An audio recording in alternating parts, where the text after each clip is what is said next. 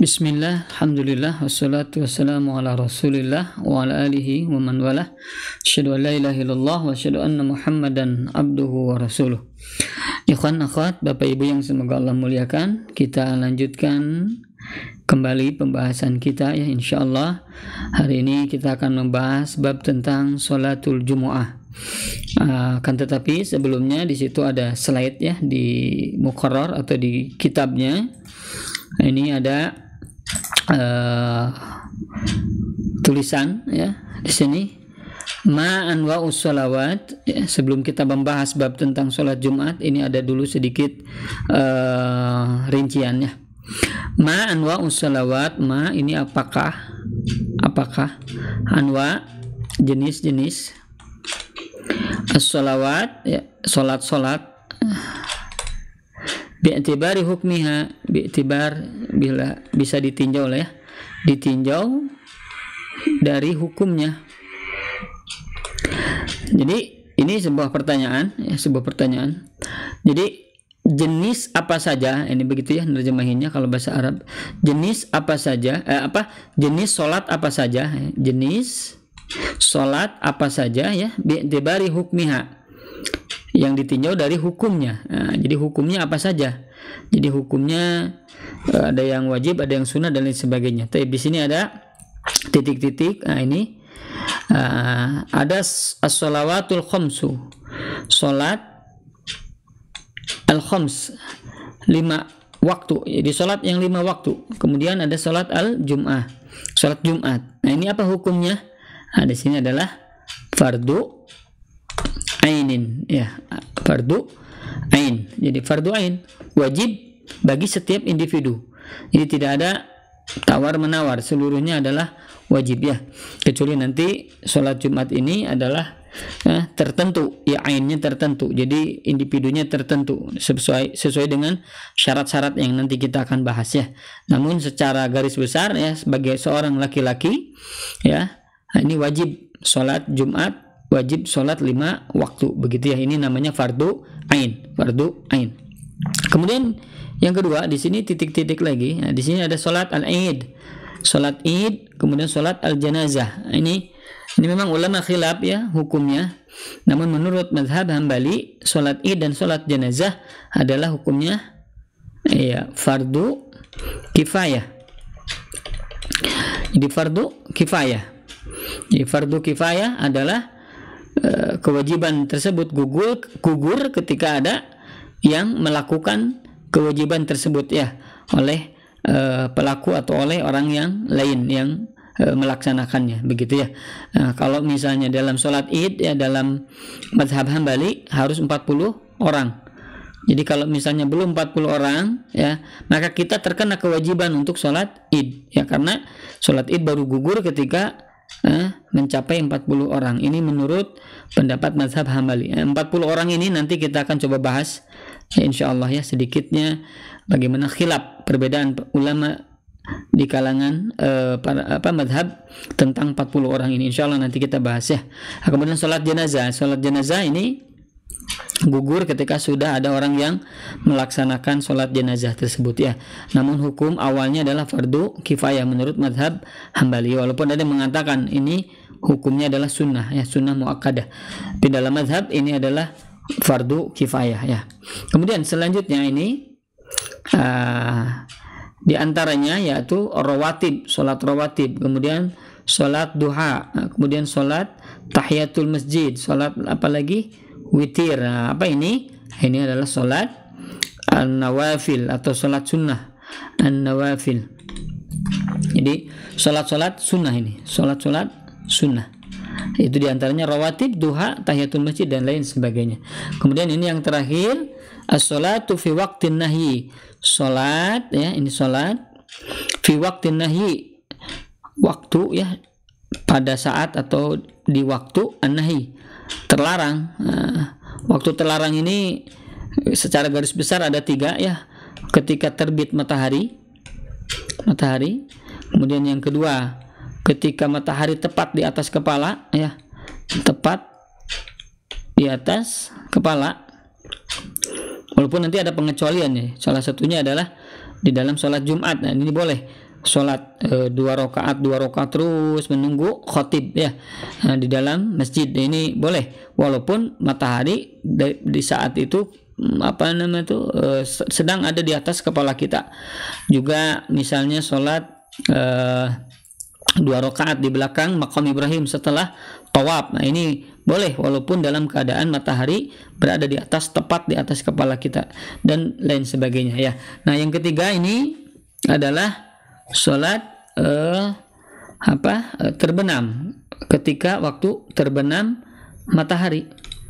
Jadi matahari terbenam, maka ini pun terlarang sholat. Ini tiga perkara ini ya. Secara garis besarnya tadi ketika matahari terbit, walaupun ada sebelumnya itu ba'da subuh ya, dari ba'da subuh sampai matahari terbit. Kemudian ini sebelum terbenam adalah ba'da asar. Ba'da asar juga terlarang ya. Jadi ada 5 sebetulnya, rinciannya hanya minimal 3 tadi. Ketika matahari terbit, kemudian matahari berada di atas kepala kita, dan matahari tenggelam, itu waktu yang terlarang untuk sholat. Jadi as-salawat al-manhi anha. Jadi sholat yang terlarang ini ya, waktu yang terlarang, maka sholat itu menjadi terlarang gitu ya, masya Allah. Baik, selanjutnya di sini ada furudul a'yan minas sholawat. Furud, fardu atau kewajiban al-a'yan, ain. Jadi fardu ain minas sholawat, dari sholat. Jadi sholat yang memiliki hukum fardu ain. Nah, ini apa saja? Nau'ani, ada dua jenis. Yang pertama as-shalawatul khamsu ya, salat yang 5 waktu. Kemudian yang kedua adalah as-shalatul jum'ah, salat Jumat.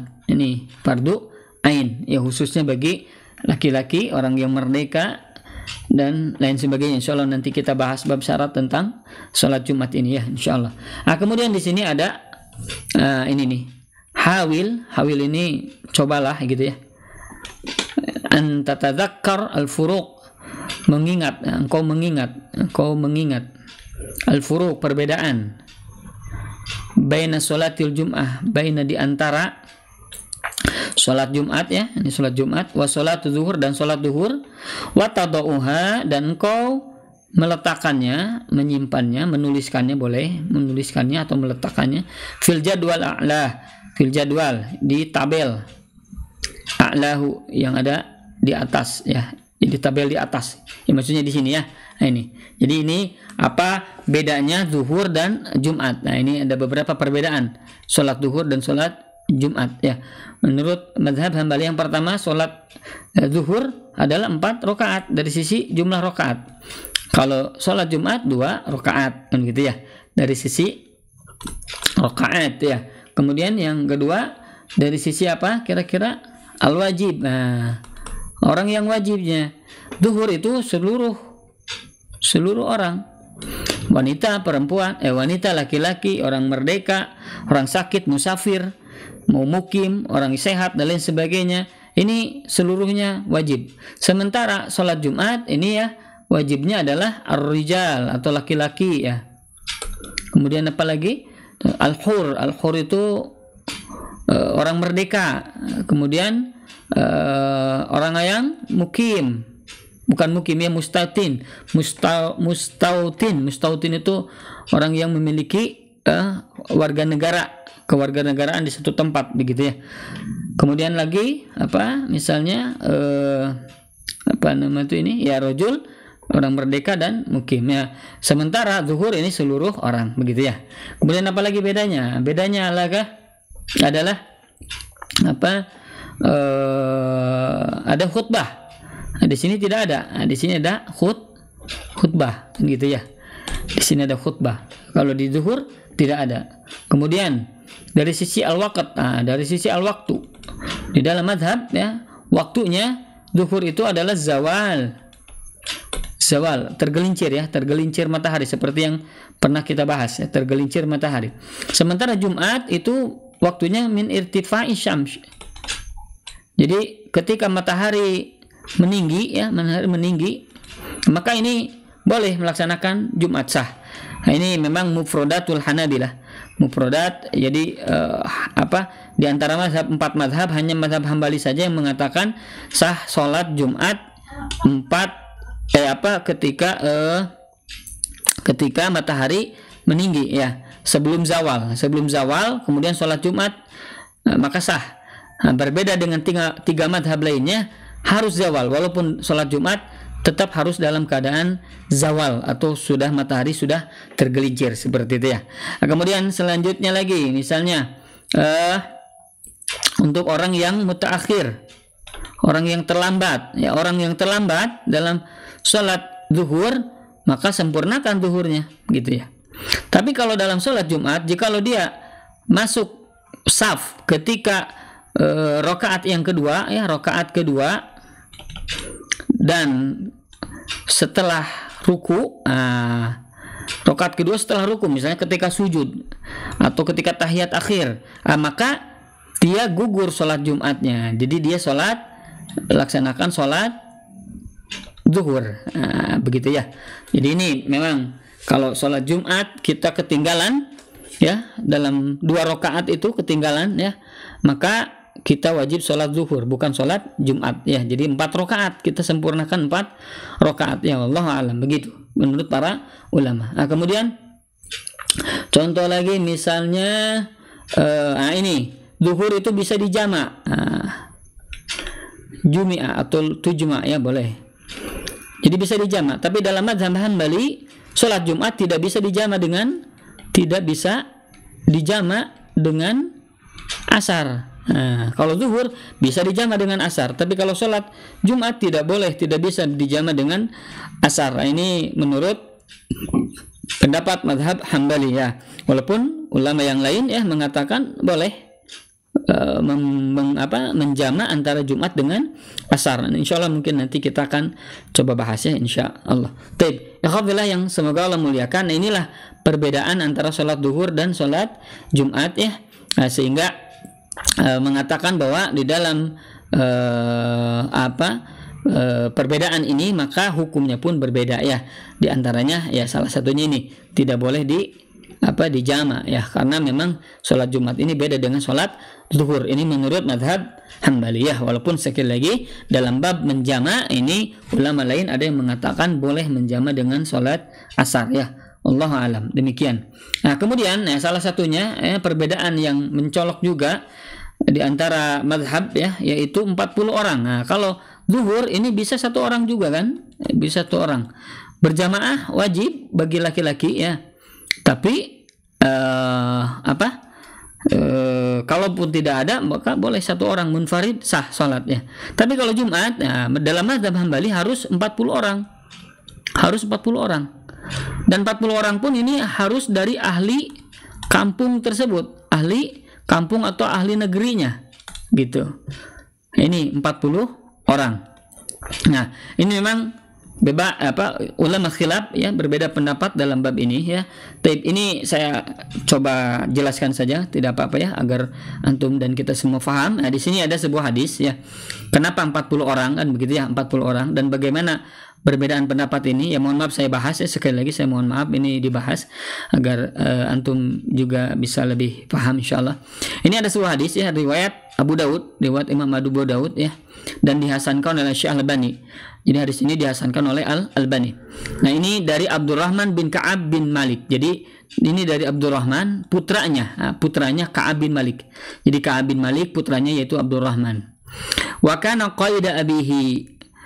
Beliau itu ya, Abdurrahman ini ya, putra Ka'ab bin Malik ini, beliau yang selalu menuntun ayahnya. Ayahnya siapa? Berarti Ka'ab bin Malik ya.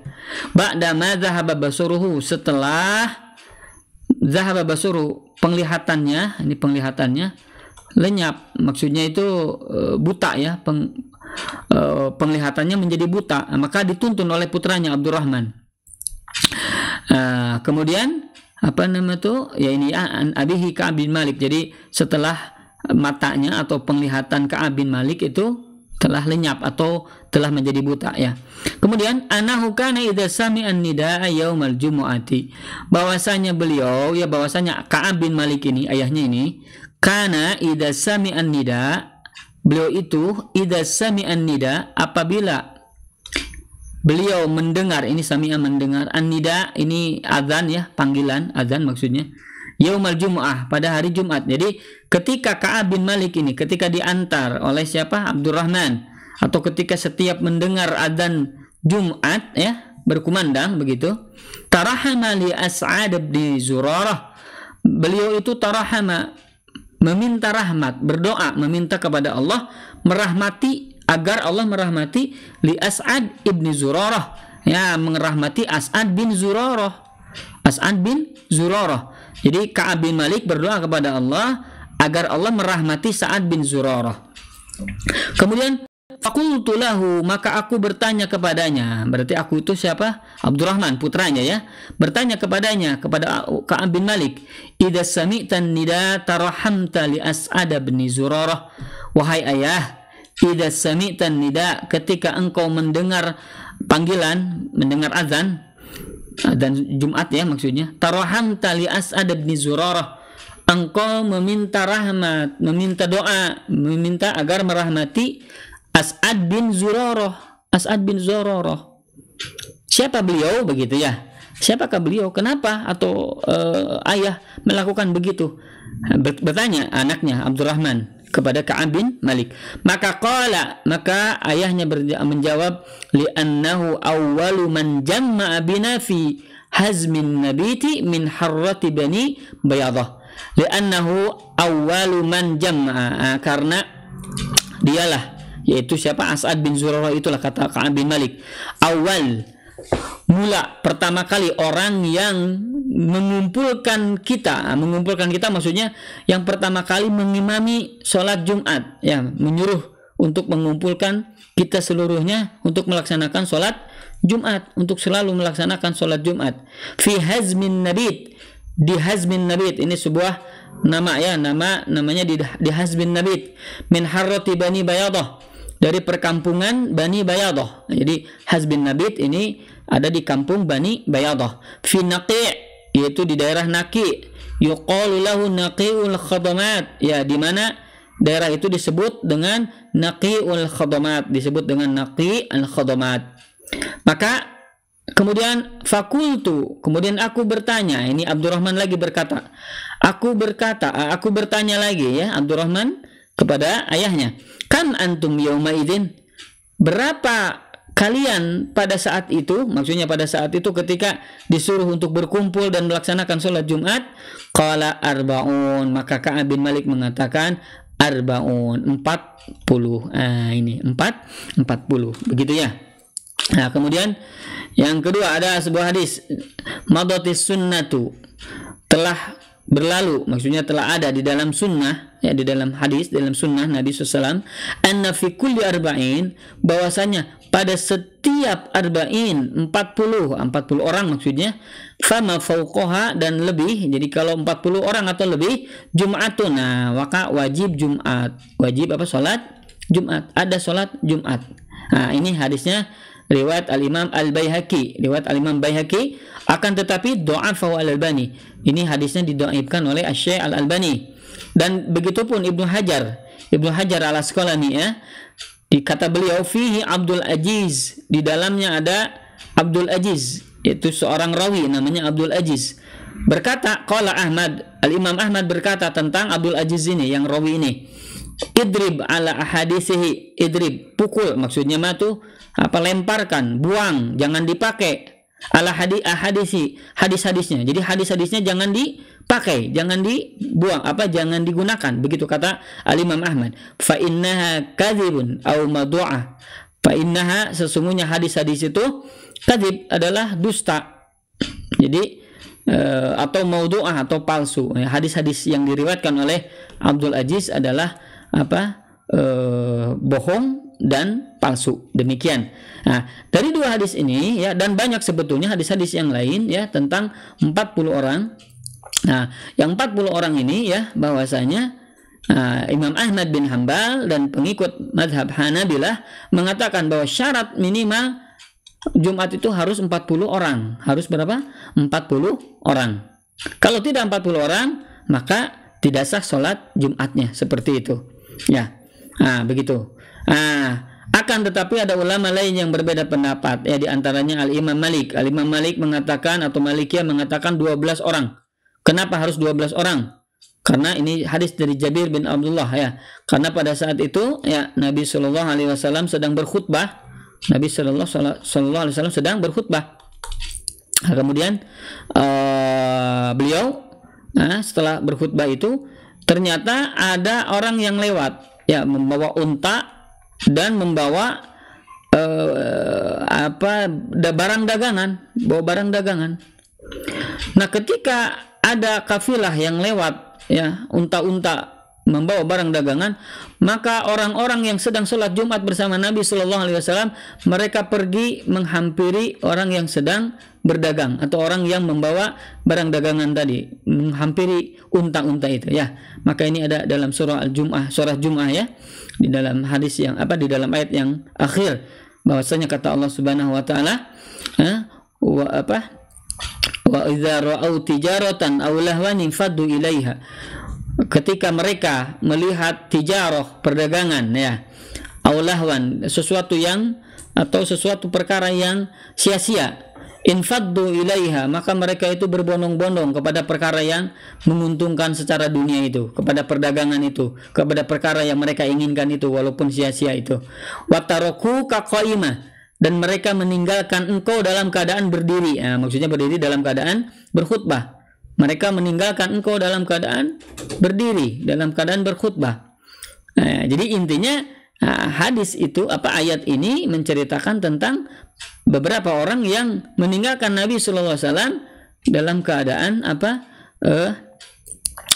menghampiri orang yang sedang membawa barang dagangan. Maka kata ahli hadis ya dan ahli tarikh, bahkan mereka mengatakan bahwa yang tersisa dari sholat Jumat bersama Nabi itu hanya 12 orang. Maka 12 orang inilah kata beliau wajibnya minimal sholat Jumat, seperti itu ya. Taib, ini menurut Malikiyah. Nah, adapun menurut Hanafiyah ya, Imam Hanafi itu bisa 3 orang karena salat atau minimal 2 orang juga bisa. Sholat Jumat itu adalah lebih dari 2 orang, seperti itu. Jadi bisa 3 orang. Kenapa? Karena sholat Jumat itu adalah minimal 3 orang. Salat sama dengan sholat jamaah, sholat berjamaah. Itu yang pertama. Yang kedua, kenapa 3 orang? Pertama, karena yang disebut dengan ini nih ya, hadis yang tadi bahwasanya berapa pada saat itu, yaitu Ka'ab bin Malik ditanya itu ya, itu adalah 40. Ini ada 40 itu bukan berarti harus 40. Tapi ini adalah waqa'atul ain, maksudnya pas kejadian saat itu Ka'ab bin Malik jumlahnya berapa? 40 orang, bukan berarti harus 40 begitu. Terlebih jumlah 40 yang lain hadisnya adalah lemah. Maka ulama Hanafiyah dan jumhur ulama ya, kebanyakan ulama mengatakan minimal 3 orang begitu. Ya, bisa dipahami ya, insyaallah. Jadi intinya Bapak Ibu yang semoga Allah muliakan, ikhwafillah, Syekh Al-Imam Asy-Syaukani, ya. Kemudian Syekh Ibnu Utsaimin, kemudian Syekh bin Baz, kemudian Lajnah Daimah, kemudian beberapa ulama lain yang mengatakan ya, terutama ulama mutaqaddimin, ulama yang belakangan ya, bahwasanya mengatakan ya jumlah Jumat minimal adalah berapa? 3 orang. Demikian menurut jumhur ulama. Akan tetapi dalam mazhab ya itu adalah 40 orang ya. Demikian. Ikhwafillah yang semoga Allah muliakan, itu saja mungkin yang bisa dibahas ya untuk saat ini. Insyaallah nanti kita akan membahas bab tentang syarat-syarat Jumat ya, dalam bab sholat Jumat insyaallah. Ikhwafillah yang semoga Allah muliakan, semoga bisa difahami ya. Aqulu qouli hadza wa astaghfirullah li wa lakum. Wassalamualaikum warahmatullahi wabarakatuh.